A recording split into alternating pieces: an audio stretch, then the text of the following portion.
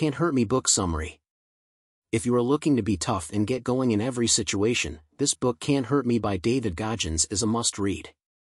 This book is about a guy who was bullied, beaten, and abused so much in his childhood. This guy was a complete mess.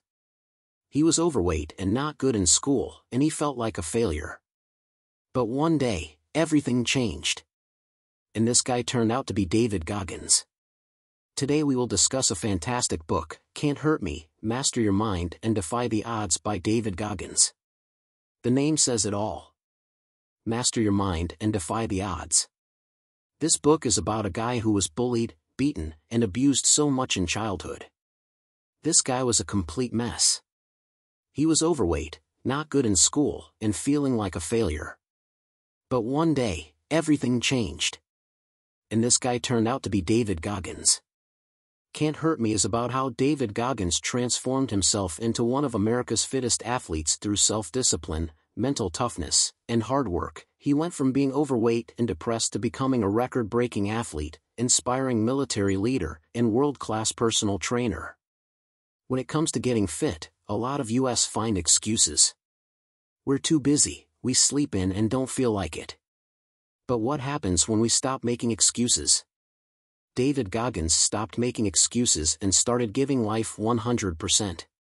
If you've heard his name, it's probably because of this former Air Force serviceman and Navy SEAL.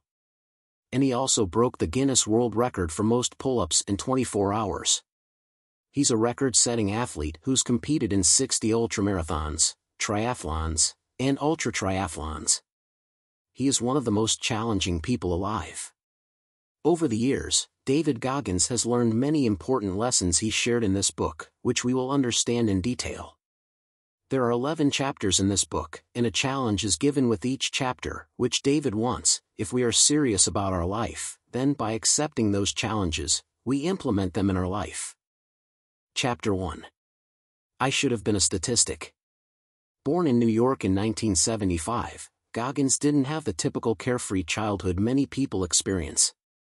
Instead of playing outside with friends and living innocently among his peers, Goggins was a slave to his abusive father. His father was manipulative and abusive towards their family, especially their mom. His dad was violent and beat them all frequently. He also didn't believe in spending money on anything that didn't benefit himself, so none of them ever went to the doctor or dentist. The sister who taught him his kindergarten education also taught him that you shouldn't judge a smile or a scowl because his father smiled a lot but didn't care about them, while this sister scowled but cared so much about him.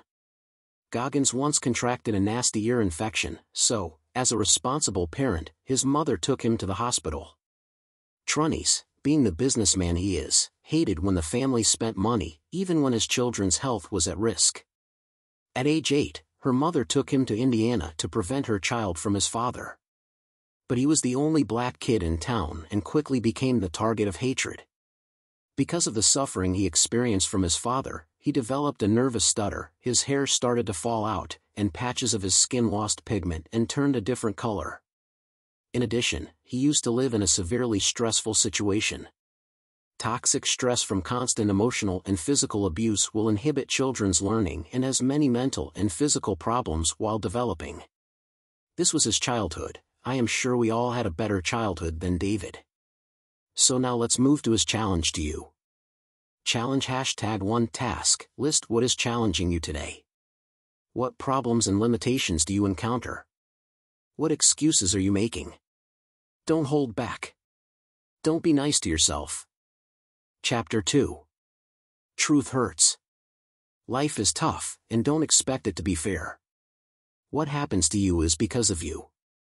Hold yourself accountable for everything in life, else you will lose control.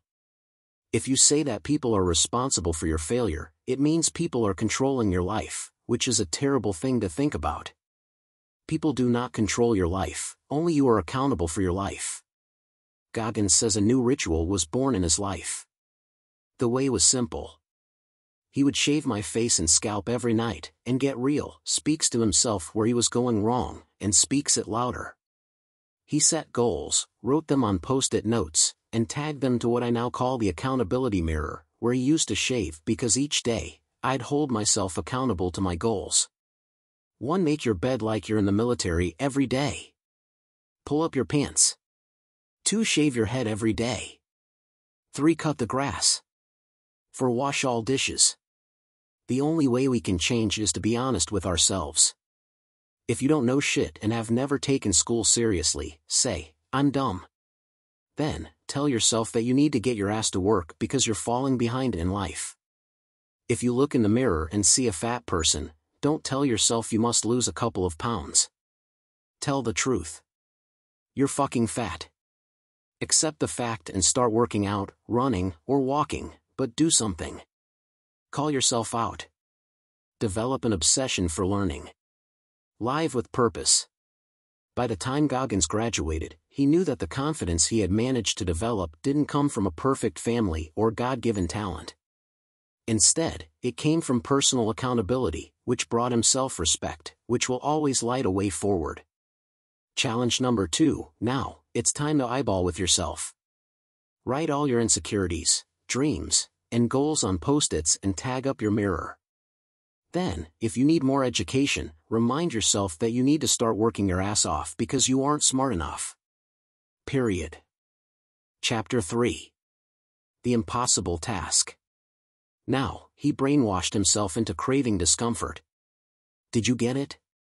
Let me explain. See, society has taught us that we should not suffer, suffering is evil, and live with pleasures, even though we are taught that we will get heaven after our death.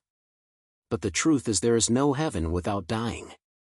Say the thing is that you need to challenge yourself and put yourself into difficult situations. Unless iron gets forged, how could it be reshaped? So if Govind didn't live up to his high standards, he had to suffer the consequences in the accountability mirror. But this kept him on track. Goggins says facing that mirror, facing myself, motivated me to fight through the uncomfortable experiences, and, as a result, I became more arduous. And being tough and resilient helped me meet my goals. So an important lesson here for us is to crave discomfort. Instead, find some discomforting things to do. And soon, you will become more challenging than most of the population. Challenge number 3, here, the challenge for you is stepping outside your comfort zone regularly. Dig out your journal again and write down all the things you don't like to do or that make you uncomfortable. Especially those things you know are good for you. Chapter 4. Taking Souls. This chapter discusses mindset, mental toughness, setbacks, and perspective. There is a saying, it's all in your mind. Everything in life is a mind game. David recalls Hell Week during his SEAL training, which was both physically draining and mentally demanding. As most SEAL recruits tend to be physically fit, the Hell Week program is structured to expose each recruit's character, determination, and mental strength. According to David, the taking souls concept was crucial in psyching and re-energizing his team. There was an instructor named David called Psyche Pete. He was cruel to David and his team. As his team leader, David did not want to show any weakness and worked hard to ensure the group was motivated. Even though he was nursing a knee injury, David still participated vigorously in the exercises and led his team to win each race. Challenge number 4, choose any competitive situation that you're in right now. Who is your opponent? Is it your teacher, coach, boss, or an unruly client? No matter how they treat you, there is one way to earn their respect and turn the tables, and that is excellence. Chapter 5. Armored Mind. Hell Week is designed to show you that a human is capable of much more than you know. It opens your mind to the possibilities of human potential, and with that comes a change in your mentality. You no longer fear cold water or doing push-ups all day. You realize that no matter what they do to you, they will never break you. To develop an armored mind, a mindset so calloused and complex that it becomes bulletproof, you must go to the source of all your fears and insecurities. His leg was broken, his instructor was cruel to him, and everybody thought he could not afford to complete the Hell Week, but this man, David Goggins, showed everybody what an armored mind could do. He wanted a challenge, he used to search for and take on challenges. His performance stood above many others because he saw challenges as something he wanted. That's the mark of a leader and a person who makes a dent in whatever they're doing. He says if you accept the pain as a natural process and refuse to give in and give up. You must put effort, work, and friction into anything you want to change and improve. Your disadvantages will make your story even better. Challenge number 5. 1. Imagine visualizing the things you can change. 2. Set a goal and visualize overcoming or achieving it. 3. Imagine what this success will look and feel like. 4. Visualize the obstacles you will encounter along the way. 5. Incorporate visualization into your daily encounter with your accountability mirror. 6. Accomplish something you previously thought was impossible, and understand why you are pushing yourself towards specific goals. Chapter 6. It's not about a trophy. Meet David Goggins, who attempted to run a 100-mile marathon using the cookie jar method when he had not run more than 1 mile in the previous 6 months. Goggins was a part of the U.S. Navy SEAL. Sure, he was fit, but he was not a runner. In this chapter, Goggins discusses a cookie jar method to motivate ourselves. The cookie jar method is a technique of using your past achievements to motivate yourself when you're struggling. You list all your victories along with obstacles and challenges you overcame. Together they serve as an imaginary jar to remind and motivate yourself of your achievements. Challenge number 6. Take inventory of your cookie jar and your past wins and successes, whether big or small. Not just achievements but also obstacles you've overcome. The most powerful tool we have is our mind. Chapter 7. The most powerful weapon. We habitually settle for less than our best, at work, school, relationships, and on the playing field or race course. We pay as individuals, and we teach our children to settle for less than their best, and all of that ripples out, merges, and multiplies within our communities and society. I woke up at 5 a.m. and started work within 3 hours of cardio already at work while most of my teammates hadn't even finished their coffee.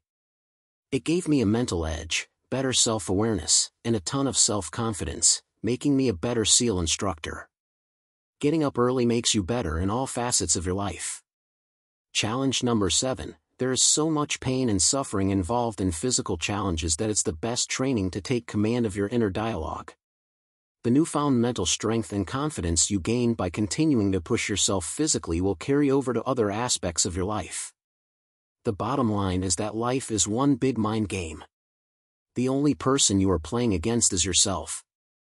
So make yourself better, wake up early and do some physical training. It will make you physically strong and strengthen you mentally too. Chapter 8. Talent not required.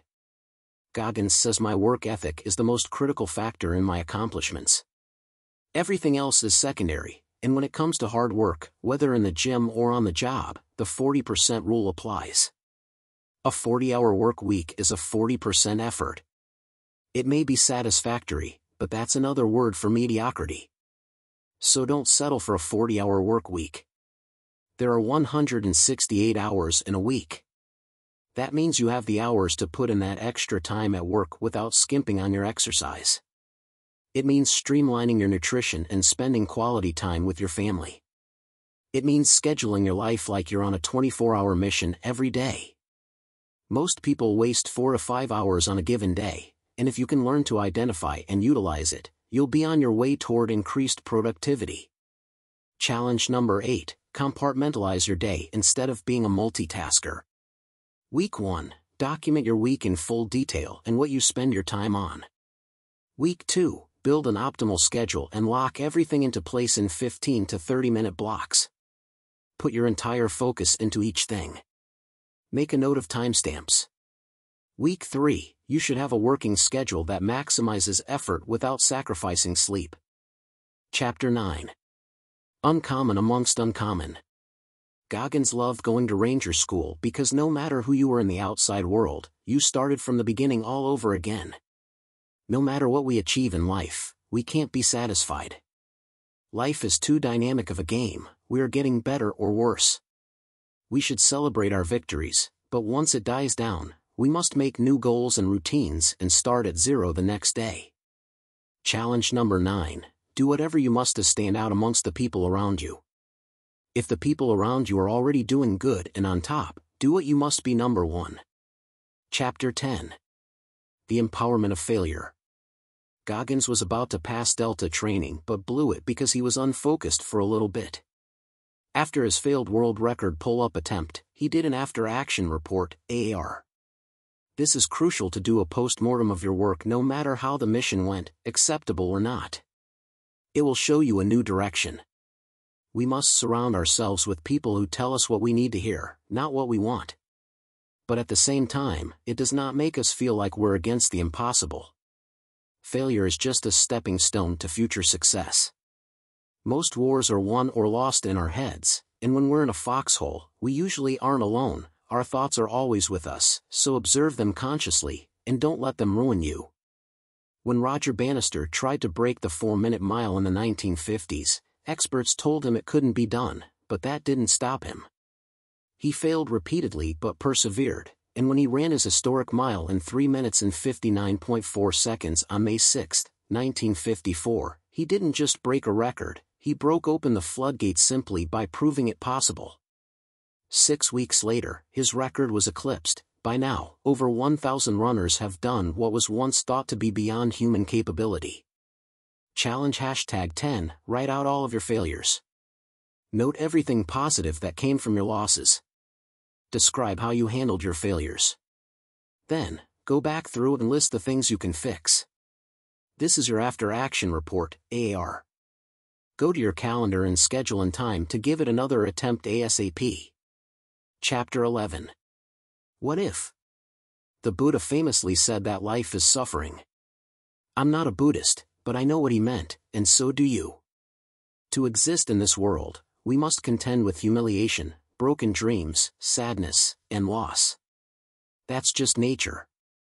Each specific life comes with its personalized portion of pain. It's coming for you. You can't stop it. And you know it. It's not the external voice that will break you down.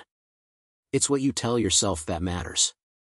The most important conversation you'll ever have are the ones you'll have with yourself. Challenge number 11. When you feel like giving up, ask yourself, what if I don't? What if I defy all the odds? What if I keep pushing myself? And see what your inner self tells you. You will come up with a more determined mindset. Use this what-if approach in every aspect of your life. Key takeaways. 1. Seek out pain and fall in love with suffering. Goggins says I sought out pain, fell in love with suffering, and eventually transformed myself from the weakest piece of shit on the planet into the hardest. 2. The worst conditions are the best training conditions. From then on, Goggins says I brainwashed myself into craving discomfort. If it were raining, I would run. Whenever it started snowing, my mind would say, get your fucking running shoes on and get ready for a run. 3. Be the one warrior. Out of every 100 men, he wrote, 10 shouldn't even be there, 80 are just targets, 9 are the real fighters, and we are lucky to have them, for they make the battle. But the one is a warrior. 4. Master your mind. Only you can master your mind, which is what it takes to live a bold life filled with accomplishments most people consider beyond their capability. 5. Turn adversity into fuel for your metamorphosis. Because when you're driven, whatever is in front of you, whether it's racism, sexism, injuries, divorce, depression, obesity, tragedy, or poverty, becomes fuel for your metamorphosis. 6. Confidence comes from personal accountability. Goggins says by the time I graduated, I knew that the confidence I'd managed to develop didn't come from a perfect family or God-given talent. Instead, it came from personal accountability, which brought me self-respect, which will always light a way forward. 7. Yeah, you need to train more. Goggins says I loved waking up at 5 a.m. and starting work with 3 hours of cardio. It gave me a mental edge, better self-awareness, and a ton of self-confidence, making me a better SEAL instructor. That's what getting up early will do for you. It makes you better in all facets of your life. 8. Write down what makes you uncomfortable and do it. Dig out your journal again and write down all the things you don't like to do or that make you uncomfortable. Especially those things you know are good for you. Now go and start doing them one by one. I hope that you like this summary. We hope by following all these lessons and challenges, you will be able to achieve great heights in your life. Can't Hurt Me Book Review. As a reader of Can't Hurt Me by David Goggins, I found this book to be a raw, powerful, and inspiring account of overcoming adversity and pushing beyond personal limits. Goggins shares his incredible life story, from experiencing abuse and poverty to becoming a Navy SEAL, ultramarathon runner, and world record holder. The book is filled with gripping anecdotes and brutal honesty, showcasing Goggins's unwavering determination and resilience in the face of seemingly insurmountable challenges. His story is a testament to the power of mental toughness and self-discipline in achieving extraordinary success. Throughout Can't Hurt Me, Goggins provides practical advice and strategies for building mental strength and overcoming obstacles. As I applied these techniques, I noticed a significant improvement in my own resilience, motivation, and ability to tackle challenges head-on. One of the most valuable lessons I learned from this book is the concept of the 40% rule, which suggests that when we think we've reached our limit, we've only tapped into 40% of our true potential. By embracing this mindset, we can push ourselves further than we ever thought possible. In conclusion, Can't Hurt Me is a must-read for anyone seeking to develop mental toughness, conquer self-imposed limitations, and achieve extraordinary success. David Goggins' remarkable story and actionable advice can transform your mindset and, ultimately, your life. I hope you have enjoyed watching Can't Hurt Me Book Summary. Thank you for watching. Please subscribe, like and share. See you in next videos.